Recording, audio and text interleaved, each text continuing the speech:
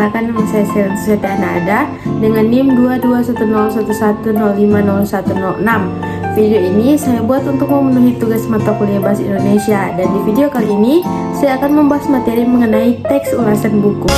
Selanjutnya kita masuk ke pembahasan mengenai struktur ulasan buku yang pertama, yaitu identitas, yang dimana lazimnya setiap kita membuat teks ulasan buku harus diawali dengan identitas mengenai buku yang akan kita ulas, yang di dalamnya mencakup judul, penulis, penerbit, tahun penerbitan, hak cipta, jumlah halaman dan bahasa yang digunakan, serta warna sampul buku tersebut.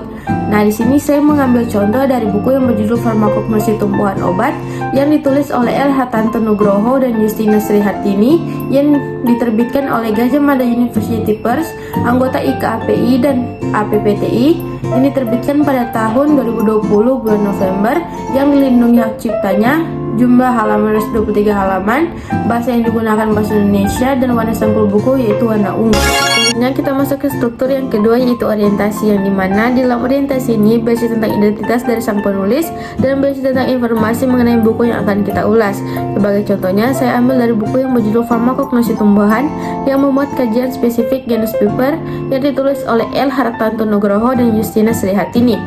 Prof. Dr. L. Hartanto Nugroho, MAgR, dilahirkan di Merauke, Irian Jaya pada tanggal 30 April 1965. Ia menyelesaikan pendidikan sarjana di Universitas Gadjah Mada pada tahun 1988 dengan bidang keahlian anatomi tumbuhan atau botani.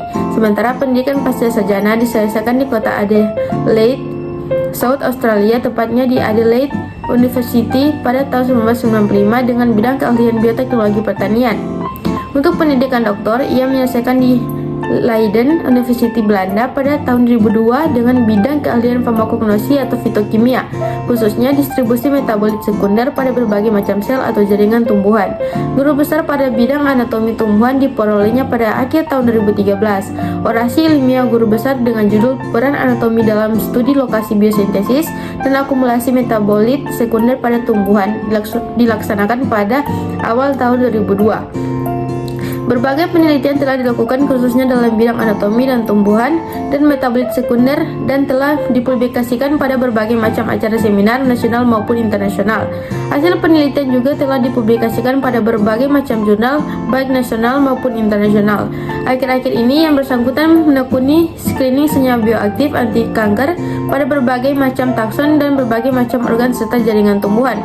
3 buku pernah ditulisnya, yaitu Biologi Dasar yang terbit pada tahun 2004, Struktur dan Perkembangan Tumbuhan yang terbit pada tahun 2006 dan telah mengalami cetak ulang pada tahun 2010 dan 2012, dan Struktur dan Produk Jaringan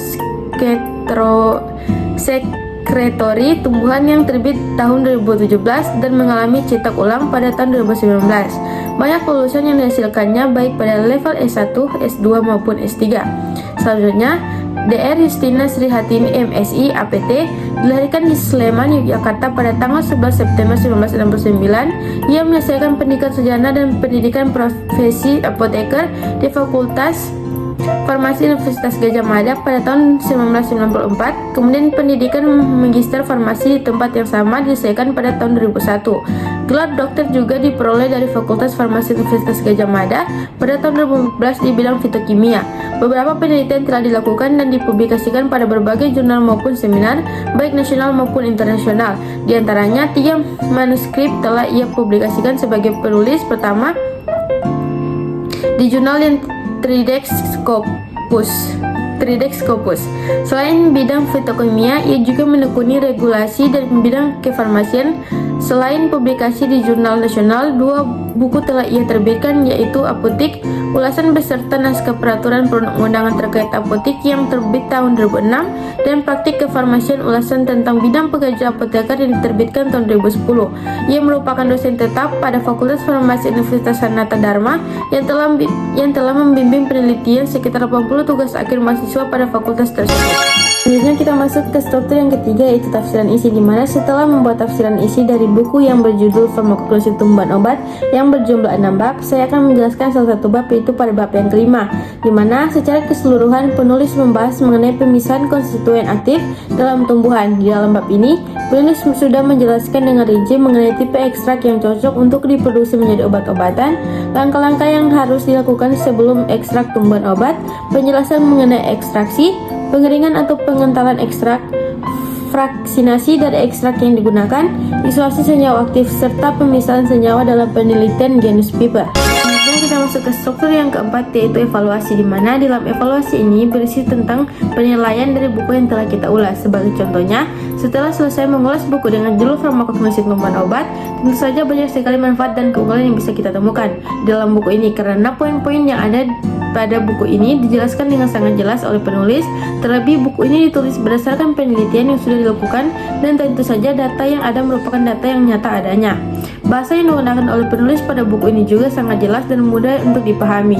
Buku ini juga menampilkan gambar-gambar yang dapat membuat kita sebagai pembaca lebih mudah untuk memahami maksud dari penulis tersebut, dan juga membuat kita tidak gampang bosan ketika membaca buku tersebut. Kemudian kita masuk ke struktur yang kelima atau yang terakhir, yaitu rangkuman, di mana setelah membuat ulasan buku dapat disimpulkan bahwa buku dengan judul farmakognosi tumbuhan obat yang di dalamnya memuat berbagai pembahasan seperti farmakognosi dan perkembangan penggunaan obat dengan bahan alam, tinjauan mengenai genus Piper, fitokimia genus Piper, pemanfaatan tumbuhan dalam obat tradisional, pemisahan konstituen aktif dalam tumbuhan, dan membahas juga mengenai aktivitas farmakologi genus Piper. Tentu saja sangat berguna khususnya bagi para mahasiswa kefarmasian.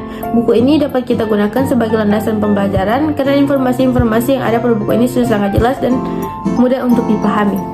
Sekian dari saya ucapkan mohon maaf jika ada kesalahan dalam penyebutan kata dan nama toko. Untuk itu saya pamit undur diri dan terima kasih.